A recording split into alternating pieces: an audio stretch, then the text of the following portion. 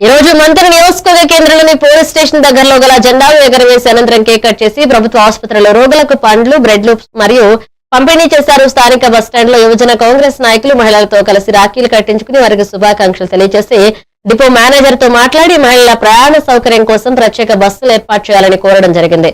Manager సానుకూలంగా స్పందించి బస్సులు అదనంగా ఏర్పాటు చేయడం జరిగింది. ఈ సందర్భంగా యువజన కాంగ్రెస్ నాయకులు మాట్లాడుతూ 1960లో స్థాపించబడిన కాంగ్రెస్ పార్టీ ముఖ్య యువజన విభాగం యూత్ కాంగ్రెస్ ప్రపంచంలోనే అత్యధిక సభ్యత్వాలు కలిగినటువంటి విభాగం యూత్ కాంగ్రెస్ అని తెలియజేశారు. జాతీయ యూత్ కాంగ్రెస్ కమిటీ ఆదేశాల మేరకు మన నాయకులు చంద్రబాబు గారి మరియు శ్రీబాబు గారి ఆధ్వర్యంలో నాయకత్వంలో ఈరోజు యువజన ఆయుధ దినోత్సవం సందర్భంగా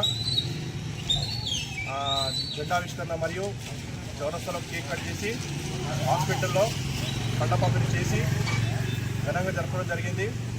ఈ కార్యక్రమానికి హాజరైనటువంటి ప్రతి ఒక్క యూత్ కాంగ్రెస్ నాయకులకు, ముఖ్యంగా రాష్ట్ర కార్యదర్శి కిషన్ అన్న గారికి, అసెంబ్లీ ప్రెసిడెంట్ శ్రీమతి సత్యపన్న గారికి, టౌన్ ప్రెసిడెంట్ పెండరాజ్ గారికి, అలాగే మాజీ యూత్ ప్రెసిడెంట్ పైనన్న గారికి, మార్కెట్ కమిటీ చైర్మన్ వెంకన్న గారికి, అందరికీ పేరు పేరున నా యొక్క ధన్యవాదములు.